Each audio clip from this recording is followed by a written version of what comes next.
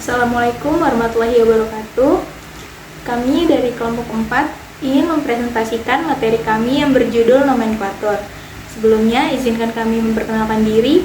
Saya Mariska Ginta Bangun sebagai moderator sekaligus pemateri pertama, dan teman saya Nayani Putri Andini dengan NIM 4221220019. Adapun cakupan materi yang akan kami jelaskan, yang pertama ada pengertian nomenklatur, sejarah nomenklatur, aturan nomenklatur, dan contoh dari nomenklatur, serta kegunaan dari nomenklatur. Materi pertama, pengertian nomenklatur akan dibacakan oleh saya. Nomenklatur pada tumbuhan adalah sistem atau aturan yang digunakan untuk memberi nama ilmiah kepada tumbuhan. Ini adalah bagian dari taksonomi tumbuhan yang bertujuan untuk memberikan nama yang konsisten dan inversi kepada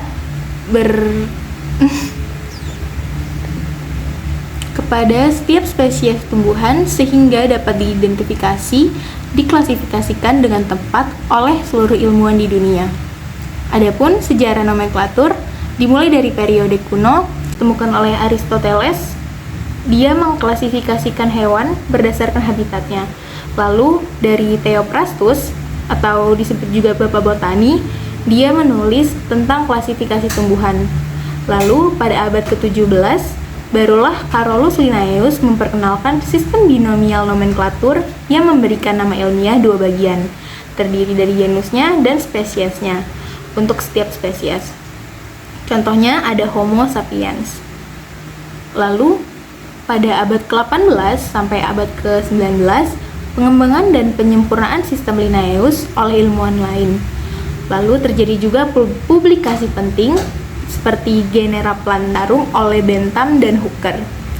Dan pada abad ke-20 terjadi pembentukan International Botanical Congress (IBC) dan adopsi International Code of Botanical Nomenclature atau disebut juga ICBN. Sekarang menjadi International Code of Nomenclature for Algae, Fungi, and Plants atau ICN. Selanjutnya, materi aturan nomenklatur, contoh binomial nomenklatur, dan kegunaan nomenklatur akan dijelaskan oleh teman saya yang bernama Nayani.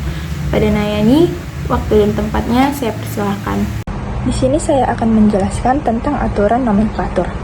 Aturan binomial nomenklatur yang dikembangkan oleh Carl Linnaeus memastikan keseragaman dalam pemberian nama ilmiah pada spesies dalam taksonomi.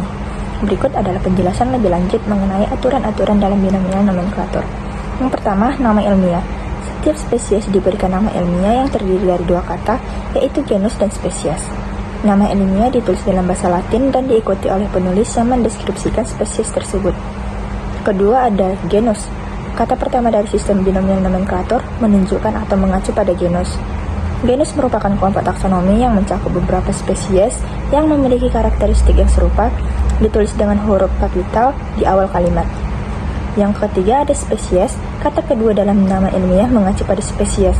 Spesies merujuk pada kelompok organisme yang memiliki kemiripan genetik dan dapat saling menghasilkan keturunan yang subur, ditulis dengan diawali huruf kecil.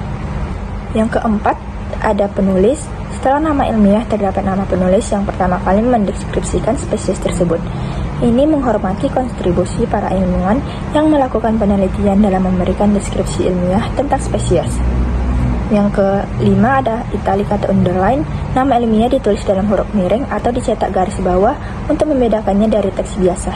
Yang keenam ada konsistensi. Aturan binomial nomenklatur memastikan konsistensi dalam pemberian nama ilmiah. Nama ilmiah yang sudah digunakan tidak boleh digunakan kembali untuk spesies lain. Adapun contoh binomial nomenklatur dapat kita lihat pada putri malu atau Mimosa pudica. Kata Mimosa merujuk pada genus tumbuhan tersebut. Kata pudica merujuk pada spesies tumbuhan tersebut. Kedua ada Mangifera indica atau mangga. Kata Mangifera merujuk pada genus tumbuhan tersebut. Kata indica merujuk pada spesies tumbuhan tersebut. Kemudian, di sini saya akan menjelaskan tentang kegunaan nomenklatur. Yang pertama, identifikasi yang jelas dan universal. Ini membantu dalam komunikasi dan pertukaran informasi antara para ilmuwan di seluruh dunia tanpa kebingungan terkait dengan nama umum yang berbeda di berbagai bahasa. Yang kedua, klasifikasi hierarkis. Sistem ini memungkinkan pengelompokan organisme berdasarkan kesamaan karakteristik ke dalam genus yang lebih besar, keluarga, ordo, kelas, filum, dan kerajaan. Yang ketiga, menghindari duplikasi. Dengan memberikan nama ilmiah unik kepada setiap spesies, binomial nomenklatur menghindari duplikasi atau ambiguitas dalam penamaan organisme. Yang keempat, memungkinkan perbandingan dan analisis. Binomial nomenklatur memfasilitasi perbandingan dan analisis yang lebih mudah antara organisme yang terkait. Yang kelima, basis data dan penelitian.